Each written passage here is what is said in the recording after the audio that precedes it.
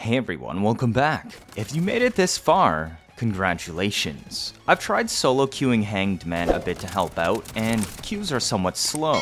I can only imagine how few are running Frostwalker matchmaking. There are a few that have made it this far in the beta. If you're still confused on how the Hanged Man fight works or the best way to deal with it, you've come to the right place. Hanged Man is a very different fight from previous Colossi. It's much closer to a dungeon boss encounter with rigid mechanics and DPS checks like in Destiny Strikes. Today, I'm going to break down the fight into its phases and various strategies and options to tackle them. The fight phases are very simple in goal. The boss is either enraged or not. Hanged Man does not enrage naturally like other Colossi and only enrages when someone picks up the football at the center of the arena. He can also enrage when those tubes around the statue in the center fill fully, but this is a scripted enrage that will 100% wipe the team with no way to survive. Therefore, the flow of the fight revolves around balancing non-enrage and enrage phases to properly apply DPS to the boss and extend the fight until Hanged Man is killed.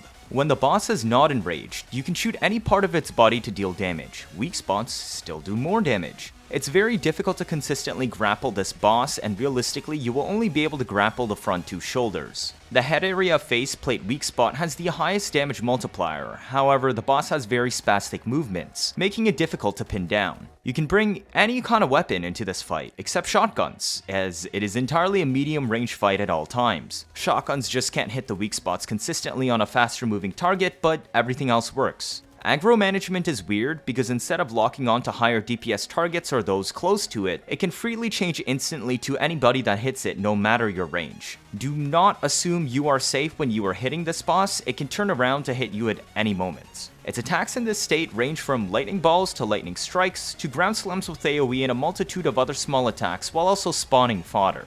All the whilst this is going on, the tubes at the center statue will slowly fill at a constant rate. Nothing in the fight progression affects this, so feel free to push DPS as hard as you can at the start. It takes exactly 2 minutes for the tubes to fill from 0%, meaning someone has to grab the football before the 8-minute mark, otherwise the party will wipe.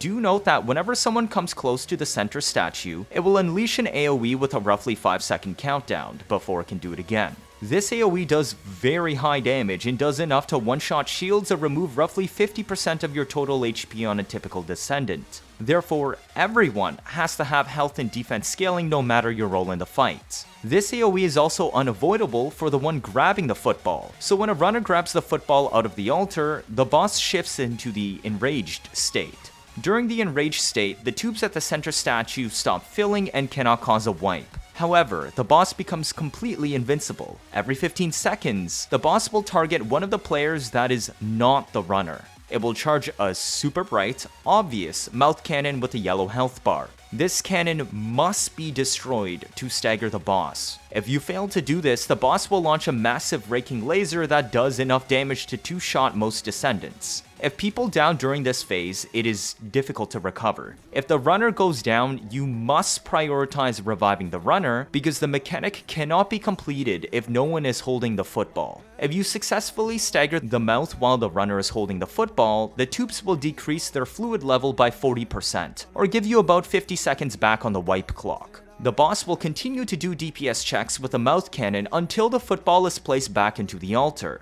Do mind the AoE the statue does when someone gets close. I would recommend completing 2 DPS checks to reduce the fluid level by 80%. Doing 3 checks overcaps the drain and waste time, whereas doing only 1 DPS check per enrage cycle forces you to do cycles more often and adds a lot of unnecessary stress to the runner. After reducing the fluid by 80%, the football must be returned to the altar. This will make the boss revert to the non-enraged state and the fight resets like the start, just with less HP on the boss. Every single time the fluid nears full, the runner grabs it and the cycle repeats. The reason why I'm mentioning the runner several times is because the easiest way to run this intercept fight is by assigning someone to be a designated runner. The runner's job is literally to run the football for the enraged phase and not die.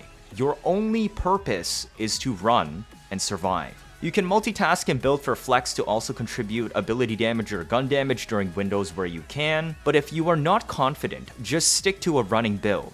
What is a running build? All the runner has to do is pick a Descendant with a speed boost ability, build as much duration as you can, and some cast cost reduction. Use all 3 basic mods for health, defense, and shields. Throw on extra health, defense, and shield purple mods too if you have them, but you don't really have to level them as much as the blue mods. Use electric resist to make sure the lightning strikes that do damage to hit you despite your speed boost does less damage. I don't know all the speed boost abilities off the top of my head, but I know Bunny, Freyna, and Viessa have them. Bunny is also the fastest, but the way it works for her is a bit different. Now, whenever you cast an ability while carrying the football, it will drop the football. This is probably to prevent you from protecting yourself. But there is a way around this. High duration Freyna and Viessas don't have to recast their speed often. Just cast it before you grab the football, and recast it later and grab the football again. One tip I would say is if your team is currently in the middle of the DPS check, as the runner, do not recast your ability yet. Remember, the fluid cannot empty unless someone is carrying the football and casting an ability makes you drop it. Bunny is a bit more interesting. Because her speed ability is an active drain instead of single cast with duration, she does not need to worry about dropping the football. For Bunny, so long as you cast your 2 before you pick up the football, it will stay active until either you deactivate it or you run out of mana. This is why cast cost reduction mods are so important, since they also affect active drain abilities. The trash fodder in this fight are always worth killing because they have a higher chance than normal to drop mana boxes. Do not pick these up as the runner unless you are low on mana. You want to save these to extend your running phase as needed, especially if you're on Bunny, who burns much more mana than Viessa or Freyna. You will not be able to runner as Bunny unless you have both the blue and purple cast cost reduction mods for at least minus 65% reduction. Keep your eye on the fluid level in the center. After the second time your team completes the DPS check, go back to the altar and drop the football. Make sure it is actually in the altar, otherwise the boss will remain invincible. Now you just go back to helping them DPS the boss until you need to grab the football again.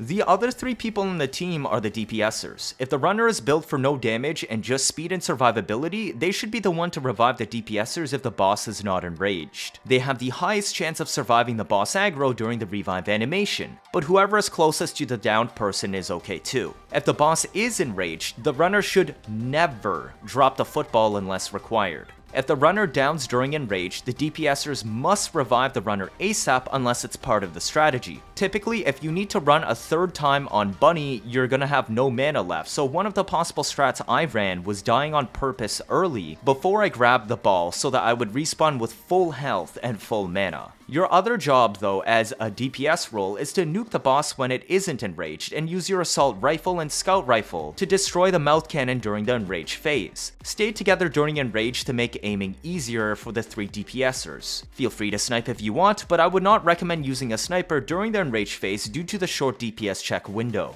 Do not DPS the mouth cannon with abilities. For some reason, it doesn't take the expected damage scaling. Pay attention to your health, you're not as tanky as the runner, and this fight is very difficult to survive when people start downing. Do not get greedy, the boss does not follow normal aggro rules, and has extremely aggressive and homing attacks. Rinse and repeat the cycles as 3 DPS and 1 runner, and the boss should be dead within 10 minutes. For gearing, this boss has the highest DPS check out of all the bosses so far, being even higher than Dead Bride. You have to mod your weapons properly for its toxin weakness, and you have to level up your weapon mods a fair bit. The boss only has about 50% resist to ability damage, so is still worth using in the non-enraged phase if your Descendant is built for that. My own weapon gear at this point I'd say is about 70% built, and this is why I brought into the fight. I did not feel like I was lacking in damage, but I did not feel like I had excessive damage either. Therefore, these kinds of builds should be a baseline on how much investment you will need to have comfortably sufficient DPS and kill the boss in 10 minutes without worrying. It took my pre-made group about 6 tries to figure out the mechanics and run them smoothly. Good luck and cheers. If you're matchmaking, well, I hope they see this video, so feel free to share it. If this is your first time watching, feel free to leave a like or better yet subscribe. Let me know your thoughts down in the comments. 79.5% of you are not subscribed. Stick around if you want to see interesting memes and builds on a nearly daily basis. You don't want to miss out on any of that, do you? That'll be it for this video. Thank you all for watching and see you all next time.